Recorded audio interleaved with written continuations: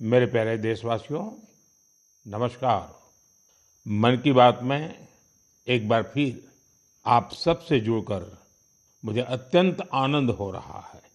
2026 का आधा साल बीतने को है। इन 6 महीनों में हमने मन की बात में देशवासियों की अनेक उपलब्धियों पर चर्चा की है। जून में भी देश ने कुछ ऐसी उपलब्धियां हासिल की हैं जो हर देशवासी को गर्व से भर देती हैं। ये सफलताएं देश की सुरक्षा और आत्मनिर्भरता से जुड़ी हैं। हाल ही में मुझे कोलकाता में नौसेना से जुड़े एक कार्यक्रम में शामिल होने का अवसर मिला। वहाँ आईएनएस दूनागिरी, आईएनएस संशोधक और आईएनएस अग्रय को भारतीय नौसेना के बेड़े में शामिल किया गया। इन शिप्स की डिजाइन और मैन्युफैक्चरिंग तक सब कुछ स्वदेशी है। साथियों, जून के महीने में ही एविएशन सेक्टर में भी देश ने एक बड़ी सफलता पाई।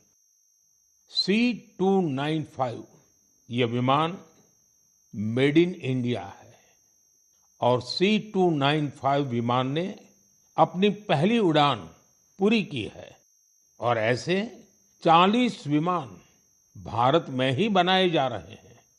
इससे एमएसएमई और एरोस्पेस सेक्टर को नई शक्ति मिल रही है, रोजगार के अवसर बढ़ रहे हैं और आत्मनिर्भर भारत का संकल्प भी मजबूत हो रहा है। इसी महीने डीआरडीओ ने स्वदेशी long range land attack cruise missile का भी सफल परीक्षण किया है। इसको डीआरडीओ की लेबोरेटरीज और इंडियन इंडस्ट्री पार्टनर्स ने मिलकर बनाया है। यानी आज समुद्र से लेकर आकाश तक हमारा भारत अधिक सुरक्षित और आत्मनिर्भर बन रहा है। साथियों, जून में एक और आयोजन हुआ जिसमें पूरी दुनिया भारत के प्रयासों से जुड़ी और ये कार्यक्रम था अंतर्राष्ट्रीय योग दिवस। इस बार दुनिया के 2500 से अधिक स्थानों पर योग के अनेक विविध कार्यक्रम हुए। हमारे देश में करोड़ों लोगों ने स्थान स्थान पर योग कार्यक्रमों में हिस्सा लिया। इस महीने अहमदाबाद में आयोजित विश्व योगासन चैंपियनशिप की भी बड़ी चर्चा हुई। इसमें भारत ने कुल 114 पदक जीते। इनमें 102 गोल्ड मेडल भी शामिल है। भारत इस चैंपियनशिप की पदक तालिका में पहले स्थान पर रहा। मैं सभी विजेता खिलाड़ियों को बहुत बहुत बधाई देता हूं। साथियों, किसी भी राष्ट्र की आत्मा उसके लोग होते हैं और जब उस देश के लोग कोई संकल्प लेते हैं तो कोई भी शक्ति उन्हें अपने लक्ष्य से डिगा नहीं पाती। राष्ट्र निर्माण में जन भागीदारी की ये ताकत भारत की बहुत बड़ी पूंजी है और इस जन भागीदारी का हम बार बार अनुभव कर रहे हैं। साथियों, पश्चिम एशिया में बनी युद्ध की स्थितियों को देखते हुए मैंने देशवासियों से कुछ आग्रह किए थे। मैंने कहा था कि जहां तक संभव हो कुछ समय के लिए गोल्ड सोना खरीदने से बचें। लोगों से कहा था कि विदेश में छुट्टियां मनाने से बचें। मैंने लोगों से कार पूलिंग को भी बढ़ावा देने की अपील की थी। मैंने किसानों से केमिकल मुक्त खेती के लिए, खेत बचाने के लिए और प्राकृतिक खाद का ज्यादा से ज्यादा इस्तेमाल का आग्रह किया था। साथियों, मैं देश के हर नागरिक का आभारी हूं कि मेरी अपील का उन्होंने न सिर्फ समर्थन किया बल्कि हर तरफ से उसमें अपना सहयोग कर रहे हैं। मुझे कई परिवारों ने संदेश भेजकर अपने अनुभव साझा किए हैं। कितने ही परिवारों ने तय किया है कि घर के विवाह में इस बार सोना नहीं खरीदेंगे। जरूरत पड़ी तो पुराने सोने को रिसाइकल करके नए गहने बना लेंगे। कितने ही लोगों ने सोशल मीडिया पर ये भी लिखा है कि कैसे उन्होंने इस बार विदेश यात्रा को टाल दिया है। साथियों, कार पुलिंग को लेकर भी लोगों ने अनेक अनुभव साझा किए हैं। जो लोग हर दिन एक ही दिशा में अपने अपने वाहनों से जाते थे, वे अब साथ जाने लगे हैं। लोग हर संभव बस और मेट्रो का उपयोग कर रहे हैं। इससे पेट्रोल और डीजल की बचत हो रही है।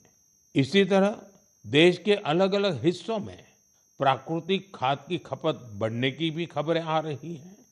साथियों, मुझे इस बात की खुशी है कि इस ग्लोबल क्राइसिस का हम भारतीय मिलकर मुकाबला कर रहे हैं। मुझे विश्वास है जन भागीदारी की यही शक्ति हमें मजबूती देगी, हमें सफल बनाएगी। मेरे प्यारे देशवासियों, हमारे देश में जन्मदिन, शादी ब्याह, पारिवारिक कार्यक्रम होने के साथ ही पूरे समाज का भी उत्सव होता है। हर परिवार चाहता है कि उसकी खुशियां दूसरे के साथ भी साझा हो। लोग मेहमानों को उपहार भी देते हैं। साथियों, महाराष्ट्र के नांदेड़ में एक परिवार ने अपनी खुशियां बांटने के लिए ऐसा काम किया है जो चर्चा का विषय बन गया है। यहाँ नांदेड़ के बहादुरपुरा गांव में पेटकर परिवार रहता है। इस परिवार ने सोचा कि अगर खुशी बांटनी ही है तो ऐसी चीज दी जाए जो मुश्किल समय में किसी परिवार का सहारा बने। अपने घर में विवाह के अवसर पर इस परिवार ने गांव के लगभग 3,500 लोगों के लिए दुर्घटना बीमा की व्यवस्था की। हर व्यक्ति को 1 लाख रुपए का बीमा कवर दिया गया। इस पहल के पीछे की भावना बहुत स्पर्श करने वाली है। परिवार ने देखा था कि दुर्घटना के बाद परिवारों को आर्थिक कठिनाइयों का सामना करना पड़ता है। ऐसे समय में एक छोटी सी सहायता भी बहुत बड़ा संबल बन जाती है। साथियों, सरकार देश के करोड़ों परिवारों तक सुरक्षा का कवच पहुंचा रही है। प्रधानमंत्री सुरक्षा बीमा योजना के तहत केवल 20 रुपए के सालाना प्रीमियम, यानी केवल 1 साल के 20 रुपये का प्रीमियम, उस पर 2 लाख रुपए तक का दुर्घटना बीमा मिलता है। अब तक इस योजना से 58 करोड़ से अधिक लोग जुड़ चुके हैं। इनमें करीब 28 करोड़ हमारी माताएं, बहनें, बेटियां हैं, महिलाएं हैं। इस योजना से पीड़ित परिवारों को अब तक जो हिसाब मिला है, 3,700 करोड़ रुपए से अधिक की सहायता मिल चुकी है। साथियों, उसी प्रकार से प्रधानमंत्री जीवन ज्योति बीमा योजना भी उतनी ही अहम है। ये योजना व्यक्ति की दुखद मृत्यु होने पर उसके परिवार को 2 लाख रुपए का बीमा कवर देती है। इसका वार्षिक प्रीमियम सिर्फ 436 रुपये है, मतलब एक दिन का मुश्किल से 1.5 रुपया। इस योजना से अब तक 27 करोड़ से अधिक लोग जुड़े हैं। इसके तहत देश के करीब 11 लाख परिवारों को करीब 22,000 करोड़ रुपए की सहायता मिल चुकी है।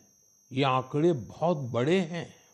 इन आंकड़ों के पीछे लाखों परिवारों की अपनी अपनी कहानी है।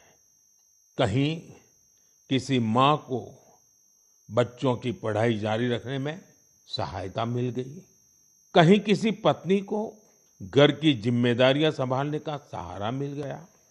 साथियों, कई बार बहुत बड़ी सुरक्षा की शुरुआत बहुत छोटी राशि और एक छोटे से कदम से हो सकती है।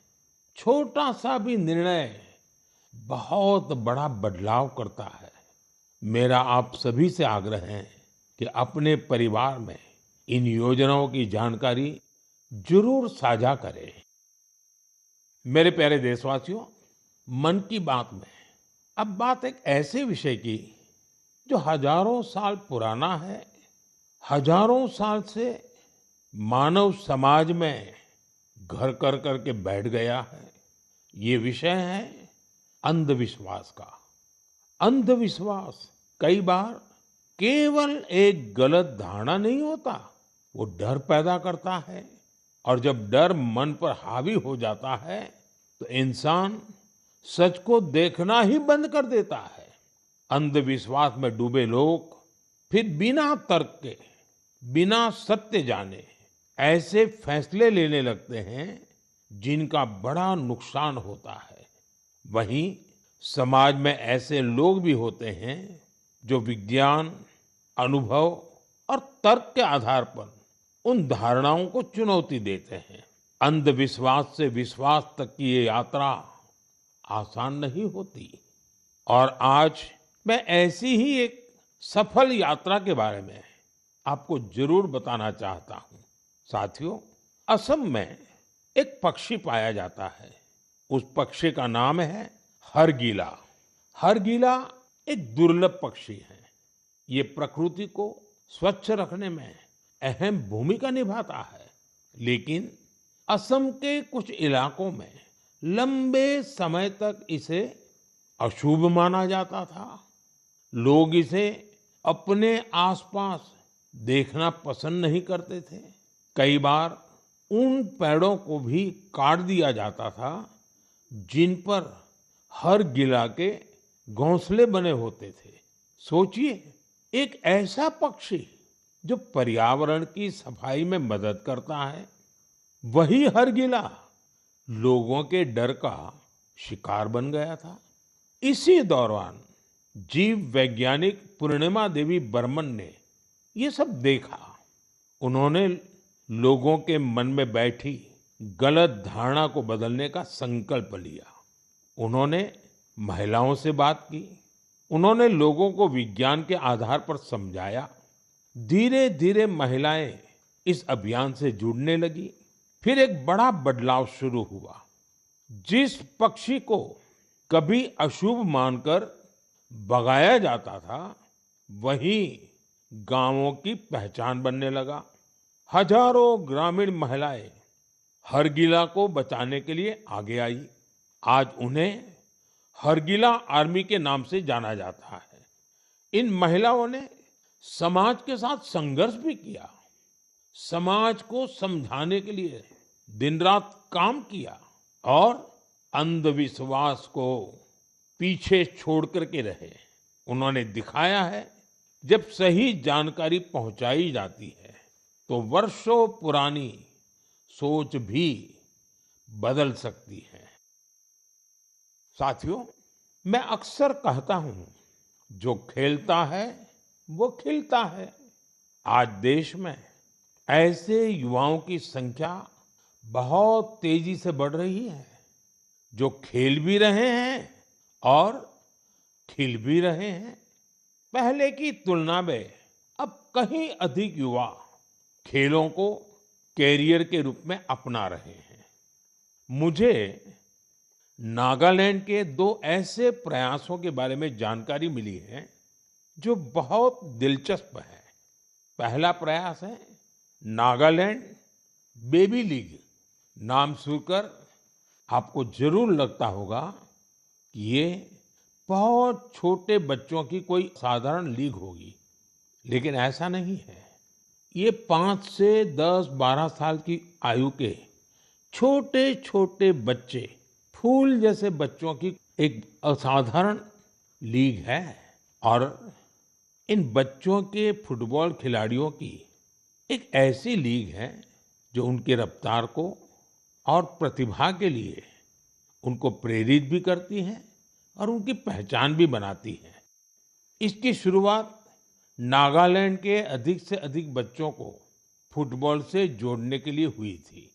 5 से 12 वर्ष तक के लड़के और लड़कियां इसमें हिस्सा ले सकते हैं। ये लीग अब अपने 3 वर्ष पूरे कर चुकी है। इस लीग का बच्चों के मन पर बहुत अच्छा प्रभाव पड़ा है। साथियों, नागालैंड में एक और अच्छा प्रयास हो रहा है। इसका नाम है नागालैंड विमेन फुटसल लीग। हो सकता है आपके लिए ये फुटसल एक नया नाम होगा। मैं आपको बताता हूँ, फुटसल को इंडोर फुटबॉल भी कहा जाता है। इसमें एक टीम में केवल 5 खिलाड़ी होते हैं। खेल का मैदान भी फुटबॉल के मैदान से बहुत छोटा होता है। इस कारण खिलाड़ियों को तेज फैसले लेने होते हैं। उन्हें अपनी टेक्निक और स्किल का बेहतर इस्तेमाल करना पड़ता है। नागालैंड की विमेन फुटसल लीग हमारी बेटियों को अपनी प्रतिभा दिखाने का अच्छा अवसर दे रही है। मैं ऐसी पहलों के लिए नागालैंड के लोगों की सराहना करता हूँ। ऐसे प्रयास देश के दूसरे हिस्सों को भी प्रेरणा देते हैं। साथियों, ये टेक्नोलॉजी का युग है। हर दिन नई रिसर्च हो रही है, नए नए एआई इनोवेशन सामने आ रहे हैं। इस दौर में एक सवाल बहुत महत्वपूर्ण है, लोगों की क्रिएटिविटी को कैसे बचाए रखा जाए। नई टेक्नोलॉजी के साथ आगे बढ़ते हुए हम अपनी जड़ों से कैसे जुड़े रहें, इन सवालों का समाधान खोजा है नालंदा विश्वविद्यालय ने।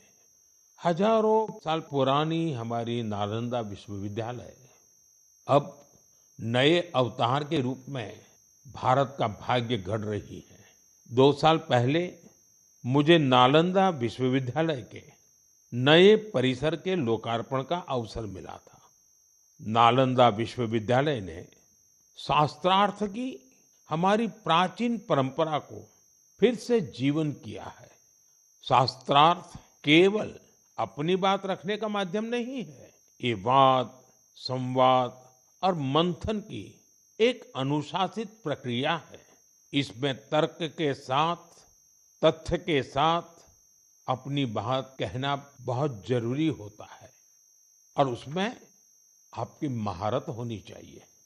दूसरों के विचारों को धैर्य से सुनने और समझने की सीख भी इस शास्त्रार्थ की प्रक्रिया से मिलती है। मुझे खुशी है कि नालंदा विश्वविद्यालय ने इसे अपने दीक्षांत समारोह का हिस्सा बनाया। इसमें भाग लेने वाले करीब आधे स्टूडेंट्स अन्य देशों से आए थे।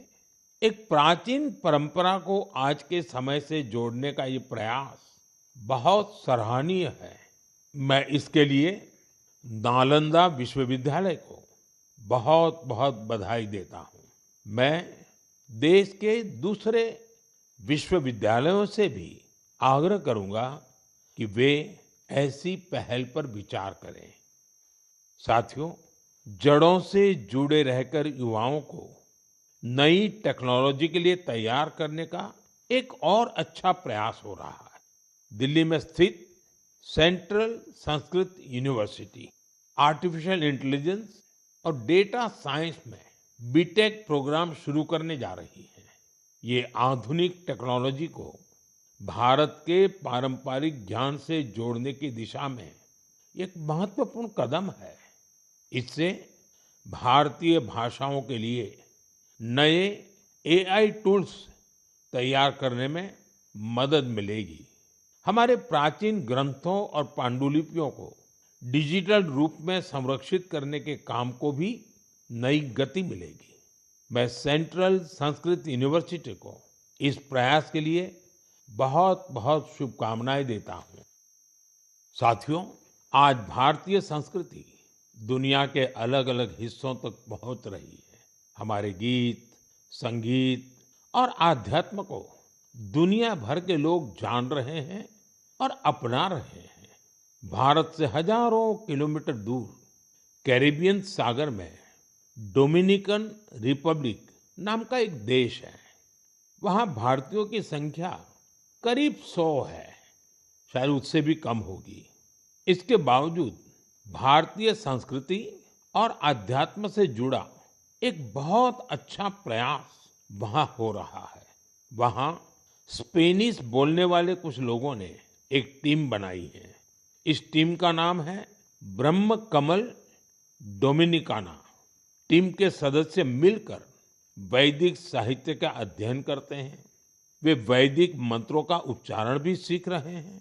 उन्हें इसकी कोई फॉर्मल ट्रेनिंग नहीं मिली है, लेकिन उन्होंने ऑडियो रिकॉर्डिंग सुनकर वैदिक मंत्रों का सही उच्चारण सीखा है। आज वे कई मंत्रों का बहुत अच्छे से जाप कर लेते हैं। इनमें पुरुष सूक्तम, श्री सूक्तम, श्री रुद्रम, दुर्गा सूक्तम और देवी महात्म्य शामिल है। भारत से इतनी दूर रहकर हमारी परंपराओं को सीखने का उनका ये प्रयास बहुत प्रेरक है। मैं ब्रह्म कमल डोमिनिकाना वहाँ के सभी सदस्यों को उनके प्रयासों के लिए शुभकामनाएं देता हूँ। मैं ऐसे सभी लोगों की हृदय से सराहना करता हूँ जो भारतीय संस्कृति को दुनिया भर में लोकप्रिय बनाने के लिए निरंतर प्रयास कर रहे हैं। मेरे प्यारे देशवासियों, मेघालय की पहचान बादलों से है, खूबसूरत नज़ारों से है। जो मेघालय जाता है उसे वहाँ के लोगों का अपनापन भी लंबे समय तक याद रहता है। लेकिन मेघालय की एक और विशेषता है जिसकी मैं आज मन की बात में आपसे चर्चा करना चाहता हूँ। ये है मेघालय के रूट ब्रिज। रास्ता वाला रूट नहीं, जड़ों वाला रूट। इन रूट ब्रिजों की कहानी बहुत रोचक है। ये ब्रिज कुछ दिनों या कुछ वर्षों में नहीं बनते। इन्हें तैयार होने में कई दशक लगते हैं। रबर के पेड़ों की जड़ों को धीरे धीरे दिशा दी जाती है। इन जड़ों को जल धाराओं के पार ले जाया जाता है। समय के साथ वही जड़ें एक मजबूत ब्रिज का रूप ले लेती हैं। इन ब्रिजों की एक और विशेषता है, ये जीवित ब्रिज है। समय बीतने के साथ ये और मजबूत हो जाते हैं। इनमें मेघालय के लोगों की सृजनशीलता दिखाई देती है। इनके पीछे वर्षों का धैर्य और प्रकृति के प्रति गहरा सम्मान है। ये ब्रिज बताते हैं कि मनुष्य प्रकृति के साथ मिलकर कितनी अद्भुत चीजें बना सकता है। ये हमारे देश की इस धरती की धरोहर है। अब भारत ने मेघालय के रूट ब्रिजों को UNESCO world heritage site network में शामिल कराने के लिए आवेदन किया है। साथियों, क्लाइमेट चेंज के कारण इन रूट ब्रिजों के सामने कई चुनौतियां भी आती हैं। ऐसे समय में मेघालय के लोगों ने इस प्राकृतिक धरोहर के संरक्षण की जिम्मेदारी भी बखूबी निभाई है। पहले ये पता लगाना भी आसान नहीं था कि ऐसे ब्रिजों की संख्या कितनी है। स्थानीय लोगों ने खुद इनकी गिनती शुरू की। इसके बाद समुदायों ने इन ब्रिजों की देखभाल की जिम्मेदारी भी संभाली। आज स्थानीय लोग 120 से अधिक रूट ब्रिजों की देखरेख कर रहे हैं। कुछ टीमें हर साल इन पुलों की स्थिति की जांच करती हैं। कुछ लोगों ने आसपास के क्षेत्र को मजबूत बनाने के लिए नर्सरी भी तैयार की है। इस तरह के इनके संरक्षण के लिए एक पूरा इकोसिस्टम तैयार हो गया है। आपने देखा होगा, इस वर्ष हैली वारजी को पद्म अवार्ड से सम्मानित किया गया है। उन्होंने अपने जीवन के 50 से अधिक वर्ष इन रूट ब्रिजों की देखभाल में लगाए हैं। उनका समर्पण हम सभी के लिए प्रेरणादायक है। साथियों, आपने कभी इन रूट ब्रिजों की यात्रा की हो तो उनकी तस्वीरें सोशल मीडिया पर जरूर साझा कीजिए।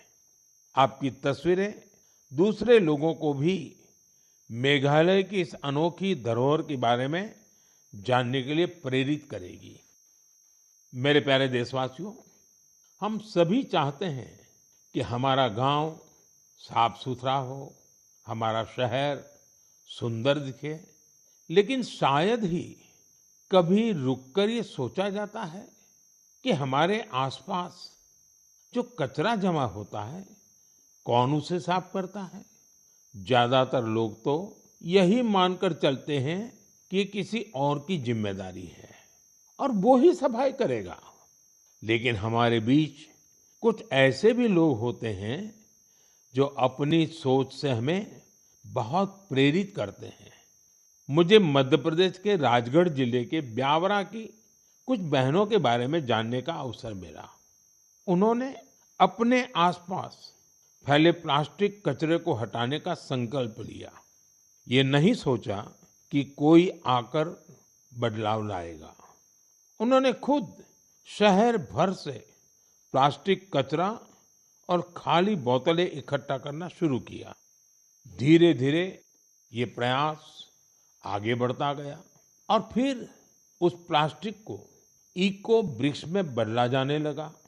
आज इन्हीं इको ब्रिक्स का उपयोग सार्वजनिक स्थानों को सुंदर बनाने में किया जा रहा है। राजगढ़ में पिछले कुछ महीनों में सैकड़ों किलो प्लास्टिक को रिसाइकल करके उनका बेहतर उपयोग किया गया है। यानी जो प्लास्टिक पहले शहर में प्रदूषण फैलाता था, आज वही इन